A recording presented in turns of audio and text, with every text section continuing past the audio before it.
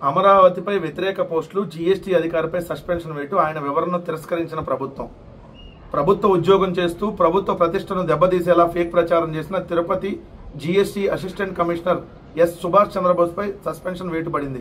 అమరావతినే ఒక రిజర్వాయర్గా కడితే పోలా, ఒకే ఒక్క వర్షం అమరావతి జలమయం అంటూ వ్యంగ్య వ్యాఖ్యానాలు జోడించారు. ఈ పోస్టులు పెద్ద ఎత్తున సోషల్ మీడియాలో వైరల్ కావడంతో ఆగస్టు 21న వివరణ కోరుతూ ప్రభుత్వం ఆయనకు మెమో జారీ చేసింది. నా ఫేస్బుక్ నా ఇష్టం. ఈ నెల 3న బోస్ ప్రభుత్వానికి వివరణ ఇచ్చారు. నా ఫేస్బుక్ ఖాతా నా వ్యక్తిగతం. నేను ప్రభుత్వ ఉద్యోగినని ఆ ఖాతాలో ఎక్కడా పేర్కొనలేదు. అది నాది కాదని చెప్పొచ్చు, కానీ నేను అలా చెప్పను. నేను ప్రభుత్వంపై ఒక్క వ్యాఖ్య కూడా చేయలేదు. ప్రభుత్వ విధానాలను తప్పుపట్టలేదు. పొరుగు రాష్ట్రాల రాజధానులైన హైదరాబాదు, చెన్నై నగరాలు వర్షాలకు తరచూ మునిగిపోతున్నాయి. అలాగే ఏపీ రాజధాని అమరావతి కూడా ముంపుకు గురైందన్నాను అని సమర్థించుకున్నారు. ప్రధాని మోడీ కూడా తన ప్రభుత్వంపై విమర్శలను స్వాగతిస్తున్నారు. విమర్శలతో ప్రజాస్వామ్యం బలపడుతుంది. ఇదే విషయం సుప్రీంకోర్టు కూడా పేర్కొందని వాదించారు.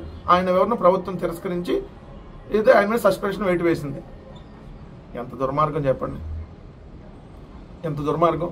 ఆయన క్లియర్గా చెప్పాడు. ఆయన ఎక్కడ దాంట్లో ప్రభుత్వ ఉద్యోగాన్ని పెట్టుకోవాలా. నేను ప్రభుత్వ ఉద్యోగిని నేను విమర్శ చేస్తున్నాను ఎక్కడ అనలా. అమరావతి మునిగిపోయింది కాబట్టి మునిగిపోయింది అన్నారు. అంటే అమరావతి మునిగిందంటే వాళ్ళ మీద తప్పుడు కేసులు పెట్టేస్తారు, వాళ్ళ ఉద్యోగాలను తీసేస్తారా? మనం ఎక్కడ ప్రజాస్వామ్యంలోనే ఉన్నావా? ప్రజాస్వామ్యంలో ఎవరైనా కూడా స్వేచ్ఛగా తన హక్కు, అది స్వేచ్ఛగా ఎవరైనా చెప్పుకునేటటువంటి హక్కు ఉంటుంది. అమరావతి మునిగింది, ఏం కేసులు పెడతారా? ఎంత దుర్మార్గంగా ఈ ప్రభుత్వంలో చూడండి సార్. ఒక ప్రభుత్వ ఉద్యోగిని ఉద్యోగంలో తీస్తారు.